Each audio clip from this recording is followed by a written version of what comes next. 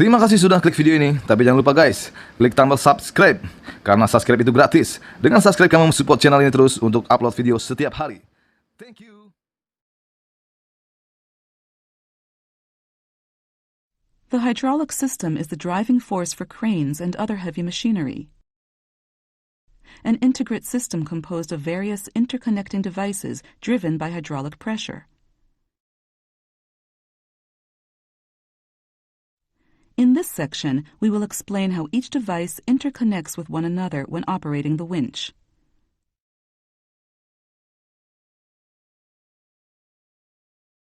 First, the variable pump is driven by an engine, sucking hydraulic oil from the tank.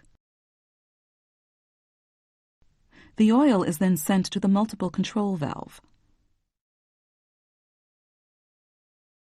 At the same time, the gear pump sucks and delivers hydraulic oil to the remote control valve.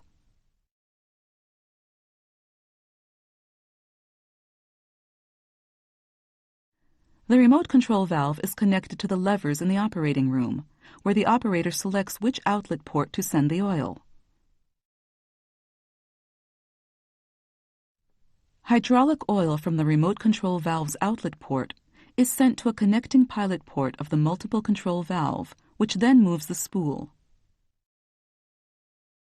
Based on the position of the spool, an outlet port is selected, and oil is then sent to the variable motor's counterbalance valve.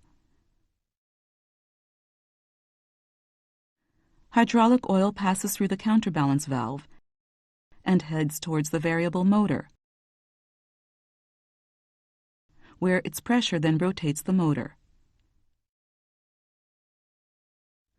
The drum rotates along with the motor, hoisting or lowering the load. If the load of the motor is too great, the relief valve opens, relieving pressure to the tank while maintaining the circuit pressure under a set value.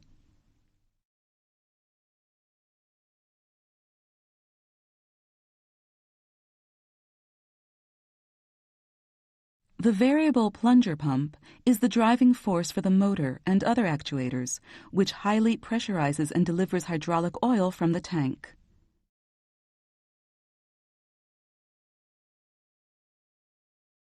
The pump is composed of a casing, shaft, cylinder block, plunger, swash plate, valve plate, and other components.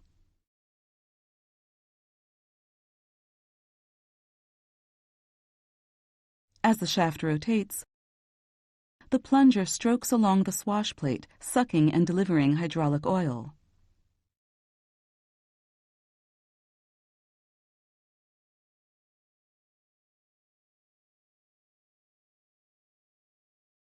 The delivery flow can be adjusted by altering the inclination of the swash plate.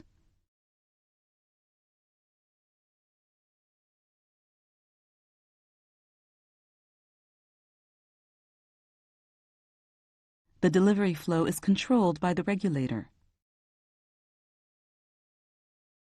The regulator controls the pump output to correspond with the engine output by adjusting the delivery flow.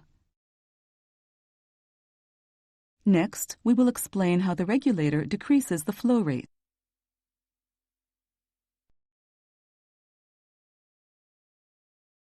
When the delivery pressure of the pump P1 or of a companion pump P2 increases, the pressure moves the compensating piston, pushing it against the compensating rod. As the compensating rod is pushed, the lever rotates, moving the feedback lever, which in turn moves the spool.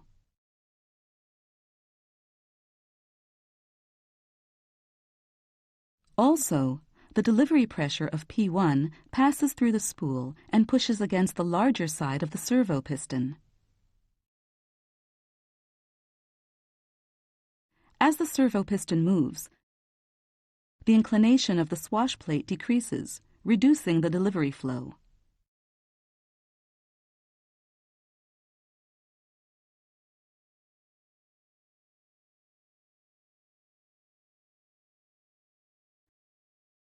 Next, we will explain how the regulator increases the flow rate. When the delivery pressure of the pump P1 or of a companion pump P2 decreases, or when the pilot pressure is released by the power increasing control system, the compensation rod and piston are pushed back by their springs. As the compensating rod moves, the lever rotates, moving the feedback lever, which in turn moves the spool.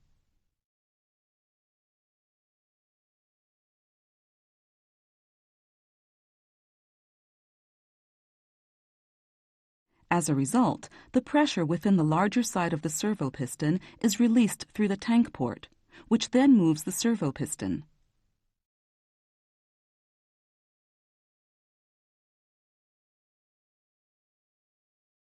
As the servo piston moves, the inclination of the swash plate increases, increasing the delivery flow.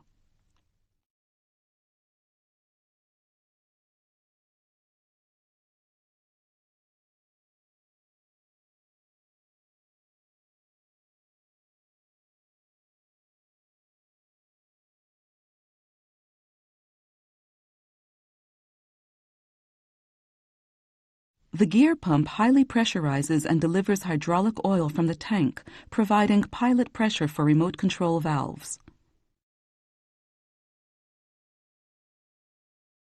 The pump is composed of a casing, a drive gear which is rotated by an engine, an idle gear which is driven by the drive gear, and other components.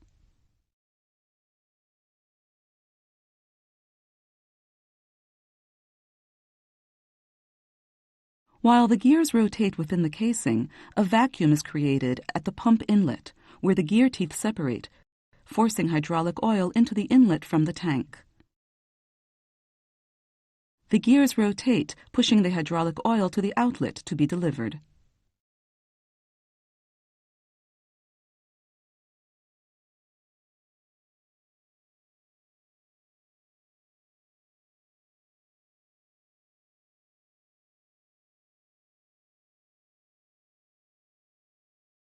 The remote control valve directs hydraulic oil to different ports to act as pilot pressure.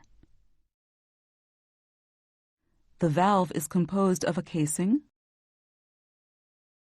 control levers, discs, push rods, springs, spools, and other components. The spool is equipped with two types of springs: a return spring to return the control lever, and a second pressure balance spring.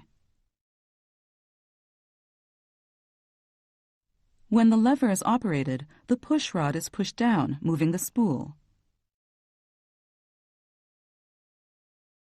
This allows for hydraulic oil from the pump port to be directed to either port A or port B.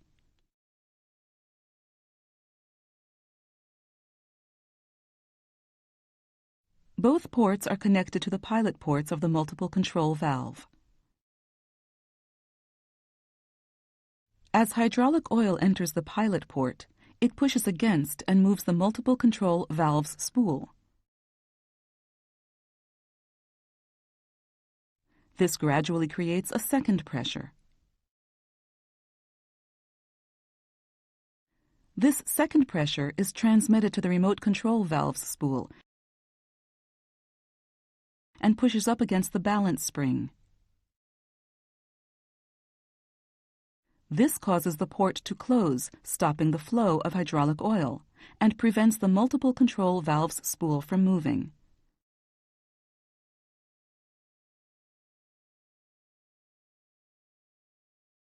Similarly, by using a balance spring to balance out with the control lever, it is possible to control the second pressure with the stroke of the control lever.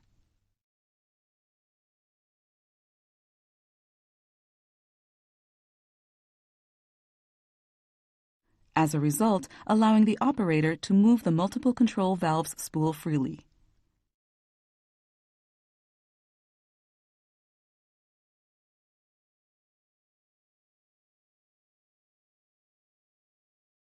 The solenoid valve, electrically changes the circuit of the hydraulic oil.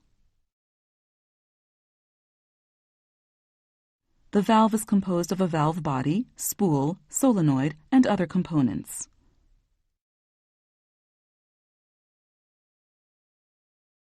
The solenoid is constructed of a coil and of a moving and fixed iron core. When electricity flows into the coil, the fixed iron core becomes magnetized, attracting the moving iron core to it.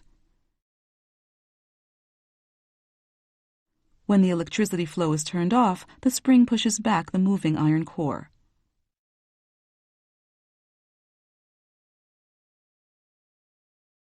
By controlling the flow of electricity, the spool can be moved using a solenoid. This allows for the flow of hydraulic oil to be controlled.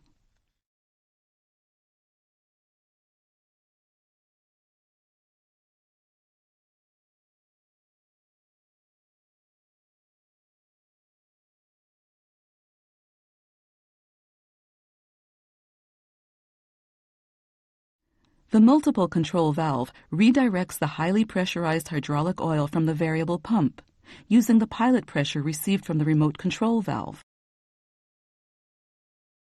The valve is composed of a casing, spools which redirect the hydraulic oil, return springs which return the spools to their original positions, and other components.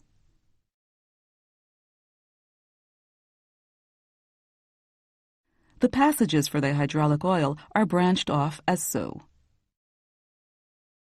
From within this, hydraulic oil passes through the valve to a port based on the position of the spools. When all the spools are centered, hydraulic oil from the pump port passes through the central passage and each valve passage exiting to the tank port.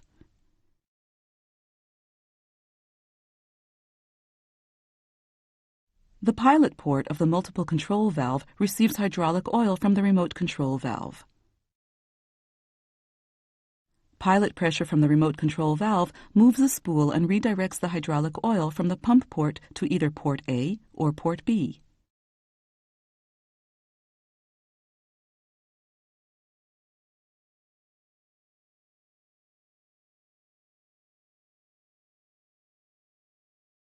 The spool continues to move until the pressure applied to the pilot port balances with the return spring on the opposite side, changing the opening area, which in turn adjusts the flow rate.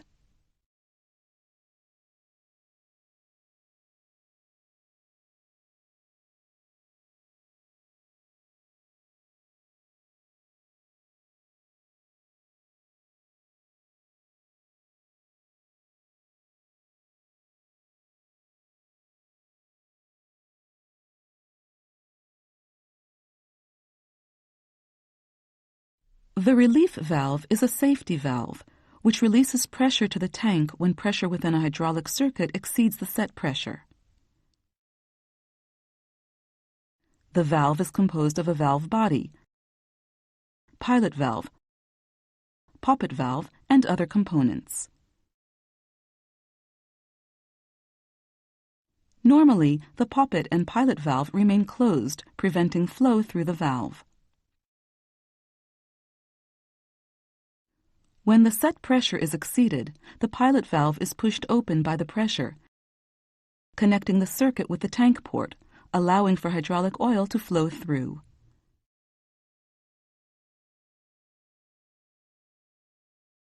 As hydraulic oil passes through the small orifice, the oil's pressure drops. This causes the pressure in chamber B to decrease. Due to the difference in PA and PB, the poppet valve opens and provides relief to the circuit.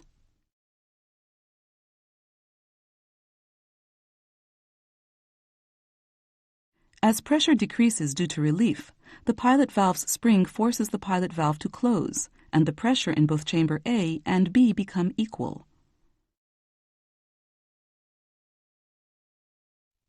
As the pressure difference between the chambers decrease, the poppet valve's spring forces the poppet valve to close and ends relief. By repeating this process, pressure can be controlled within a set value.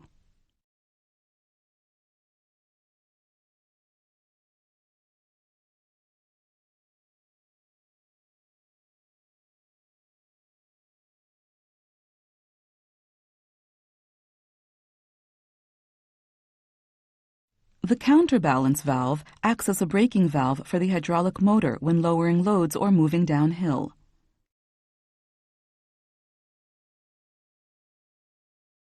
The valve is composed of a casing, check valve, spool, and other components.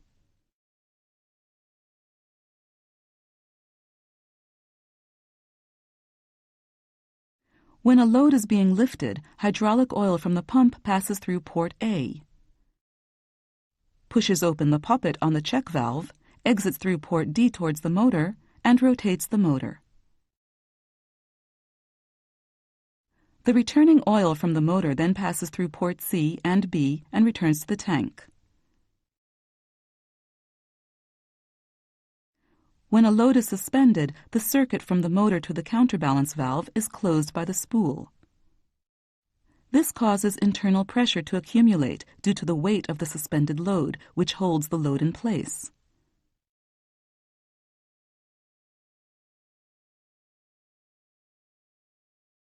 When a load is being lowered, hydraulic oil from the pump is sent to the motor and passes through ports B and C. With the circuit between ports D and A closed, pressure accumulates in the inlet side. As pressure builds, oil passes through the pilot passage of the spool and applies pressure to the side of the spool. This pressure gradually overtakes the spool spring, moving the spool.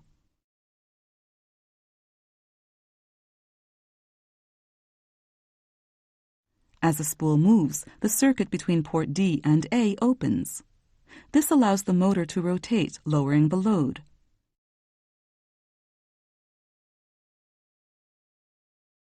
At this point, the motor will attempt to rotate quickly due to the weight of the load. However, pressure decreases in the inlet side, closing the spool. As a result, internal pressure builds between the motor and counterbalance, holding the load.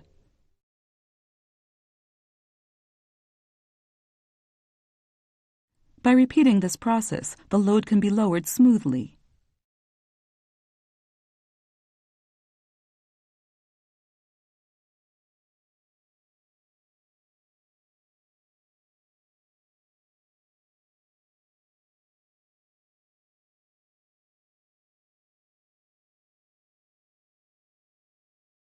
The variable plunger motor is used in the hoisting and operation of the crane.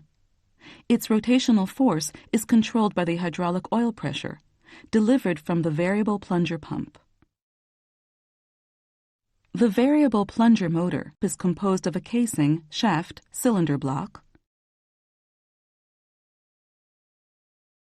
swash plate, plunger, valve plate, and other components.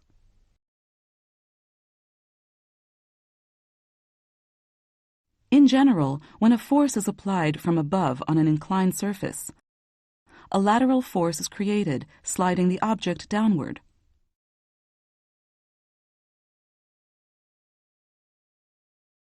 In a variable plunger motor, the pressurized hydraulic oil creates this lateral force by using the cylinder and plunger.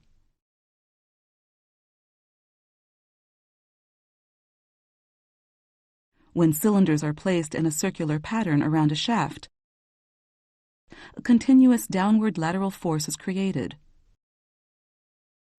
This creates a rotational force.